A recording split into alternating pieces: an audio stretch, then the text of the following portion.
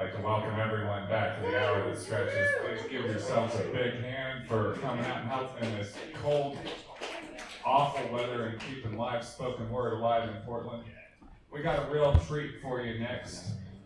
As I've mentioned before, I was inspired to start the Hour That Stretches by the old Cafe Lena Reeds and the happenings at the Jasmine Tree down in Southeast.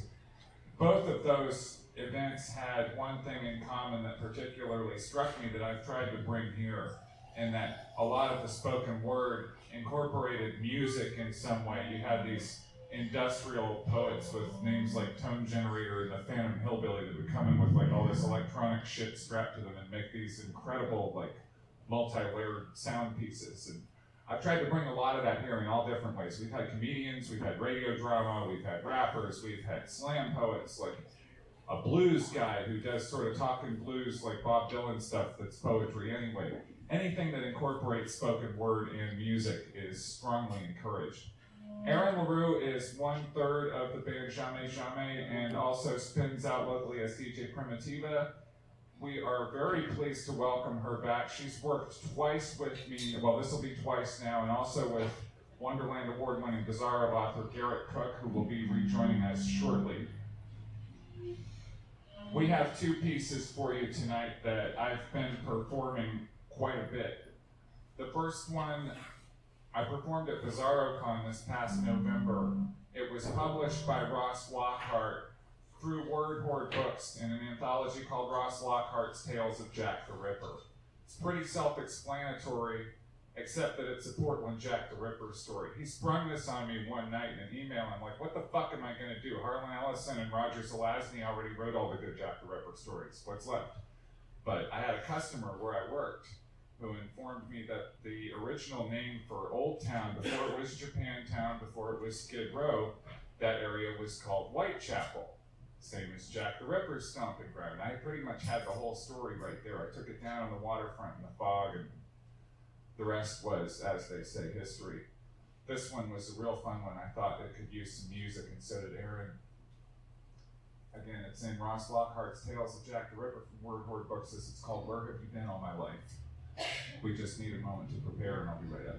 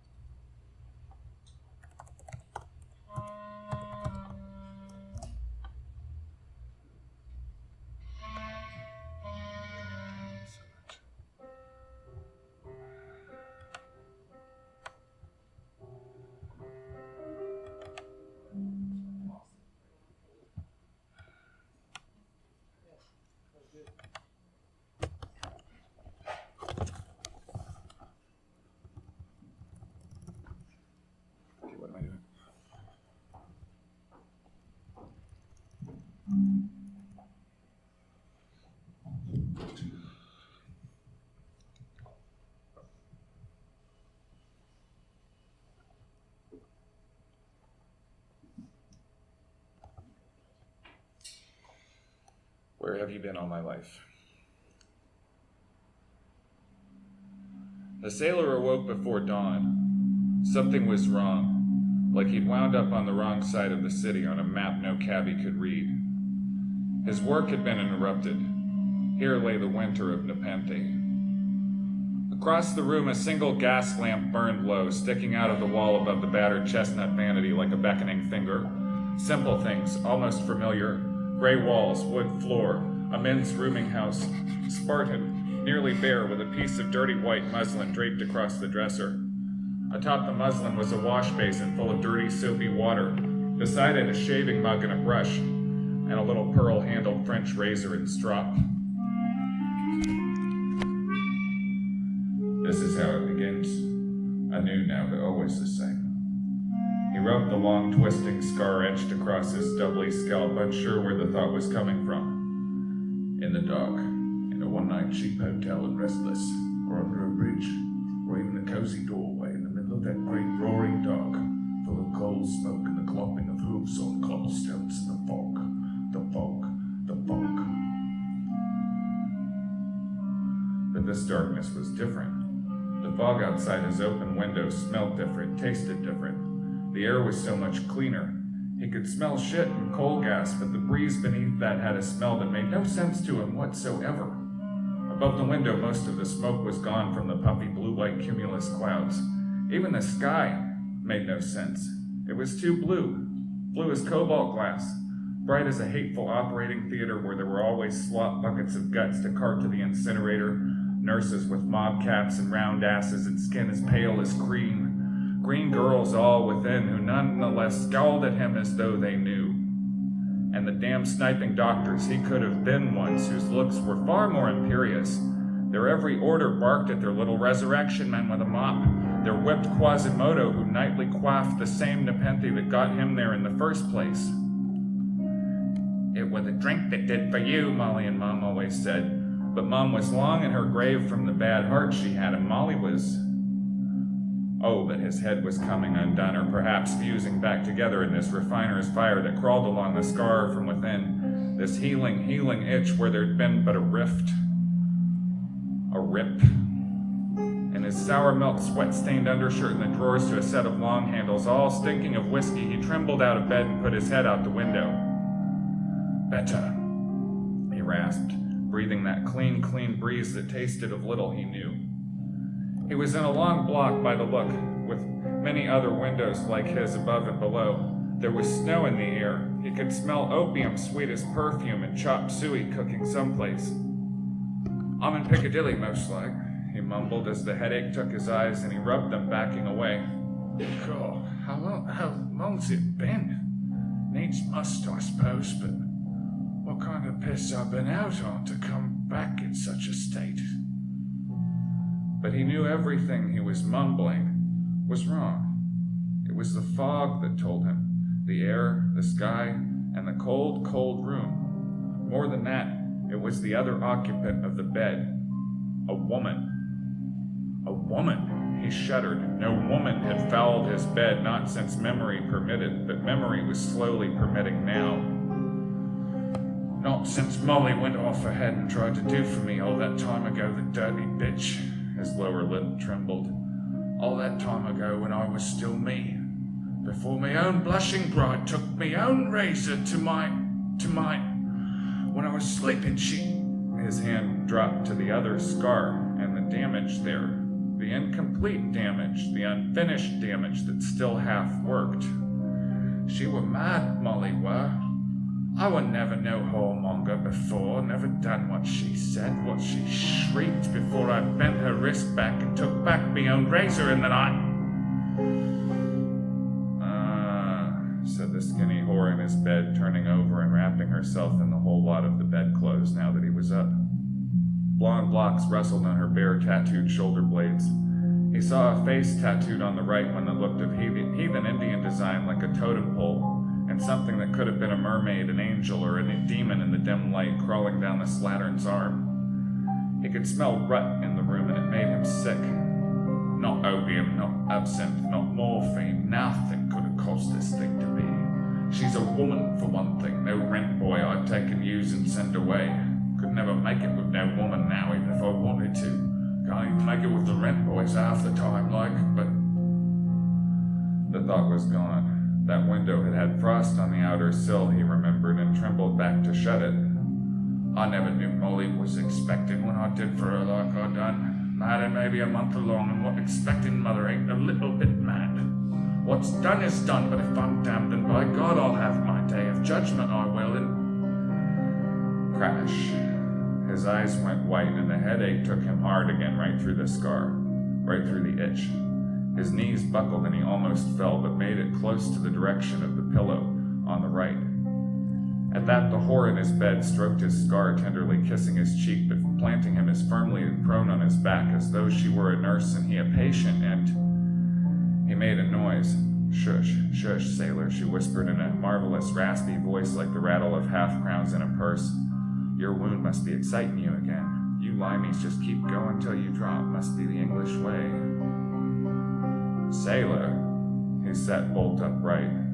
What? No sailors here. I've never been to sea. I work in a bleeding hospital. And then a strange thing began to happen. He blinked, taking her in. Her bright green eyes focused visibly and her serpentine mouth pursed. She spoke with her hands a lot, just like Mum. "You're like that other sailor," she said almost to herself. "I had a John last year who couldn't remember his own name." Her laugh was nervous and sounded a little sick, but held the fatalism of the streets, the cold fog and the warm doorway in the big night, the long dark. He'd been shanghaied. When she said nothing, she seemed to understand his blank look. Great big knot on his head. He worked on a freighter, said some crimp in London did for him with a cosh to the back of the head when he took to drinking and put him on a ship. There was just an X on his papers where the name was, he told me, so he just called himself Ishmael, like in the Bible. He felt the cold sweat begin to bead on his face as she spoke. Every sprout of beard stubble itched. His heart was pounding. "Don't think they can fix me just yet," he sighed. She didn't ask what he meant. He knew she thought she understood the slang. Hell, he almost understood his own meaning. Outside the window, the bloody fingers of dawn pointed at him from the east, but east was the wrong way. The whore was still talking. "I remember," she frowned, "in Collier's Weekly or one of those magazines from out east, something about this railroader years back. His name was Phineas Gage. Took a tamping rod right through the head and lived, but it took him years to come all the way back into himself. Years." Again, the fatalistic chuckle, the wide white smile. He saw a silver incisor. She took his hand in both of hers. "My name's Mina," she told him. "Do you remember yours?" He pushed her hand away, but gently. I'm not sure." He was, but she didn't need to know it. She was insistent and took his hand again. "Do you remember where you live?" He sighed. This was getting intolerable. She didn't need to know that either, or why, but still, no reason to lie. "I think I know my own address, dear. It's in Prince William Street, Whitechapel. How close are we to—" She relaxed a little. "Oh, we're in Whitechapel. That's a very good start, mister, sure enough. But there's no Prince William Street anywhere here. You're on B Street, sir, B Street and 4th Avenue, the old Philip Hotel. I'm not even supposed to be here." It was a good start for him, too, but in the wrong way. He tried to smile. "What a respectable place for a lady."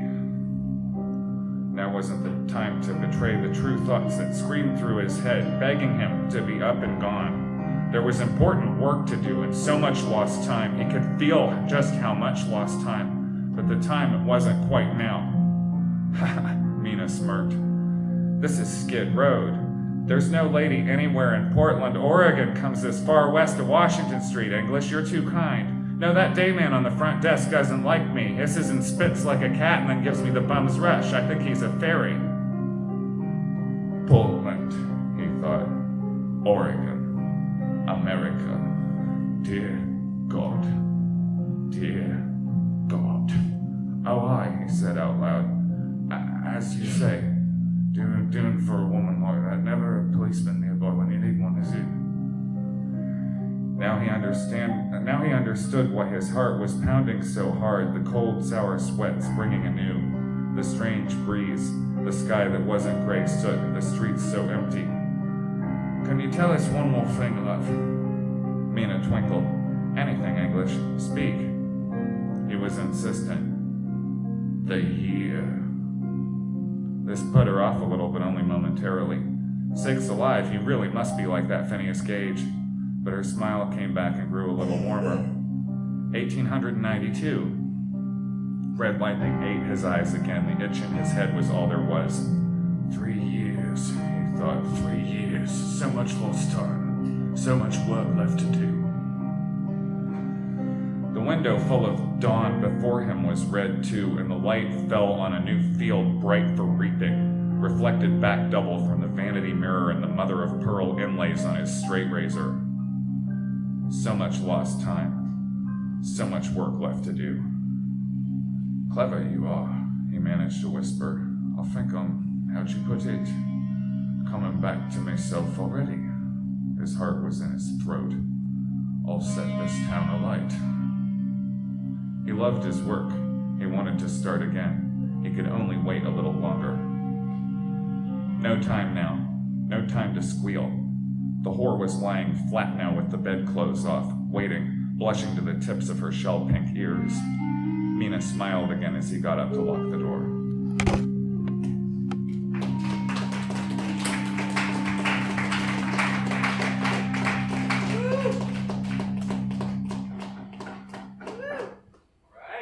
Thank you. Next one will be up in just a moment. This next one isn't out anywhere yet, but I have an editor looking at it now who I think it's a pretty safe bet it's going somewhere, long story short. And this was written for a fellow monster that I met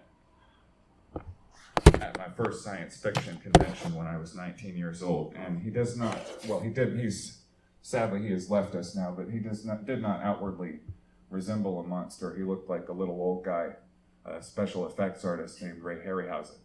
But I looked in his eyes and we recognized each other as creatures of ilk nature, and I knew that he was, in fact, King Kong. This one was written for Ray in concept quite a while ago, and I just cleaned it up a little bit when I watched the 1933 version again, because I had to. In just a moment, you will hear it.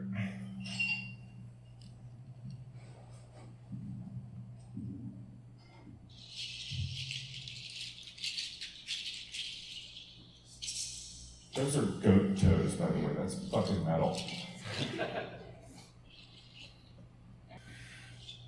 Okay, yeah, we're still recording. This is for Ray Harryhausen. Get off your knees, I'm not your god. For everything there is a place, a time.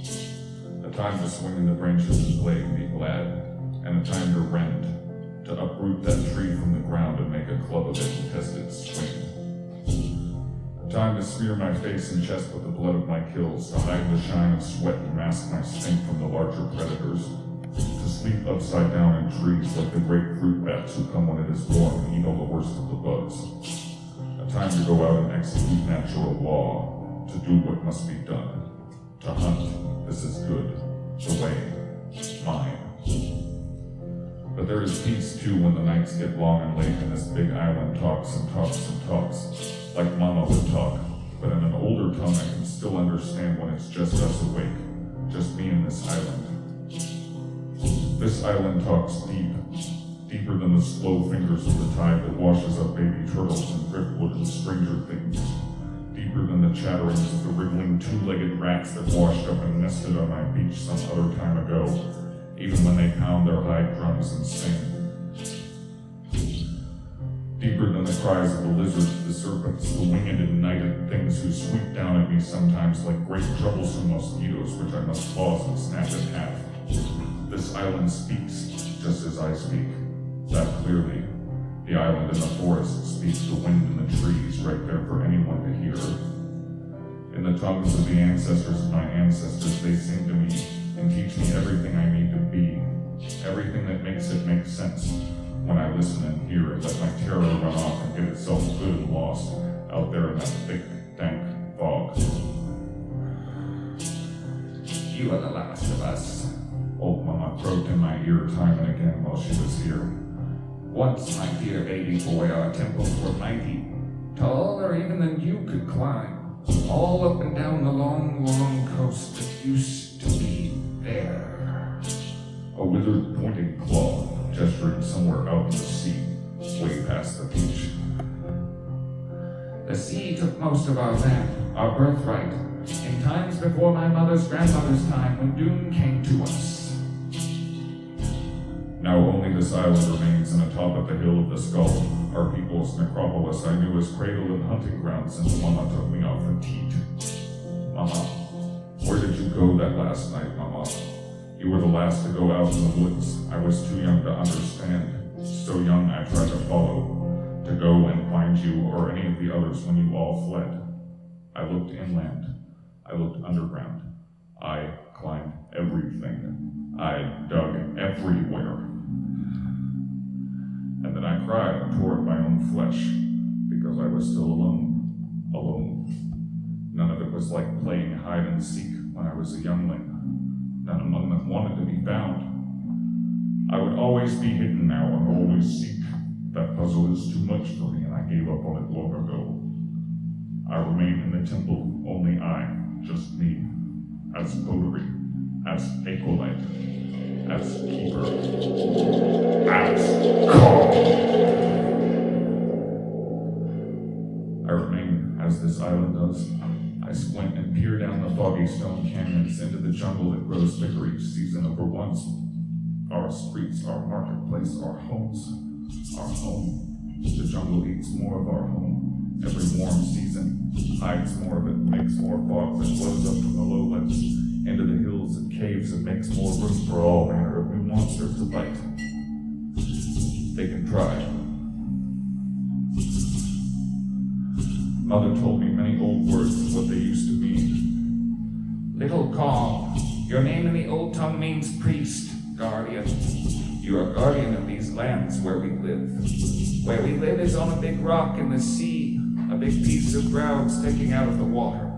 It's all one big rock, you see, but the water breaks it up into little rocks that stick out.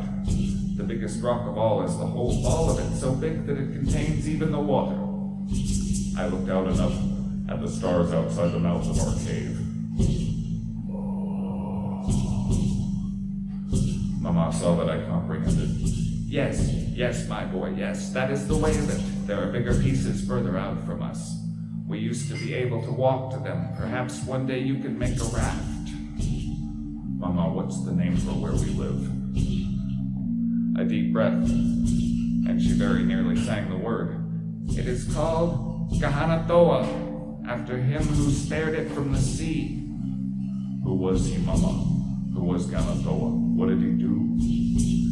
Outside and down in the lowlands and fog, some creature cried out, and I very nearly hit my head on the cave roof when I startled. Mama smiled, patting the hurt place while stealthily removing some insect from behind my ear. Gahanatoa was a god, maybe.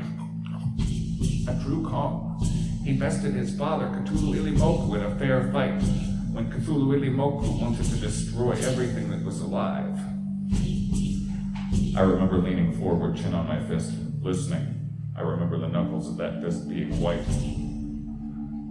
Of all our lands, all our birthright, only this island was not sunken into the sea. Only this temple, only these few of our kind. I love you, Mama, wherever you went, but I don't want to serve a big scary god like that. I've never seen him, or a flood either. All of that was before my time. I serve no god but me. And I don't want to be a god like that to the new creatures either. I try to tell them. They only understand some of my words. An insult, beyond sacrilege, beyond mockery. They have barred our family tomb with a heavy wooden gate. It takes dozens of them to even close. I have seen it. Still, the tombs make me uneasy. The 5 pointed handprints within the chain designs carven across the tops of each and every retaining wall. The odd star-shaped glyph above the temple gates, ornately wound with squiggles and loops which accentuate the shadows within its circle. I hate looking at those stones because it makes me think of what my thoughts tell me the island wind often reaffirms on my long nights when there is timeless time. I think that maybe my forebears called Gahanatoa's papa out of the sea, that maybe some of them went mad and took after their own kind and made blood sacrifice.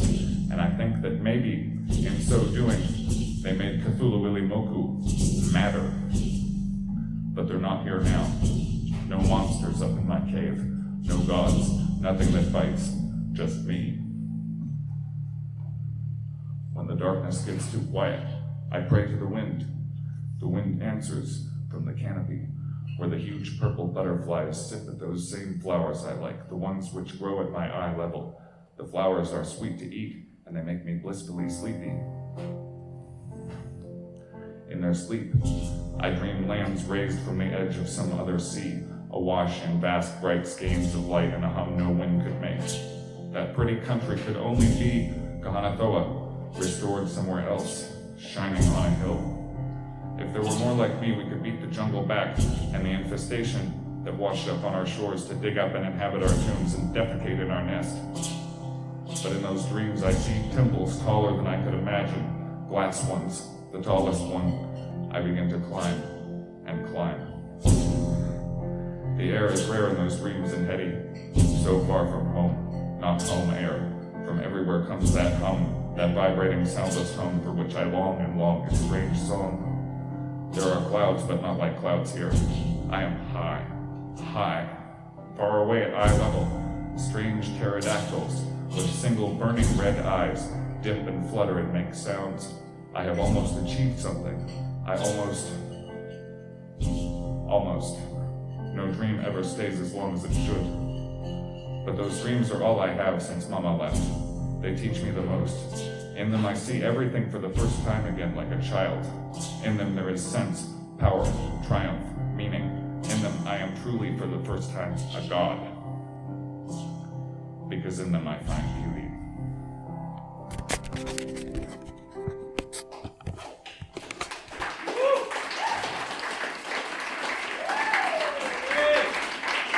Thank you. Thank you very much. One more time for Aaron LaRue.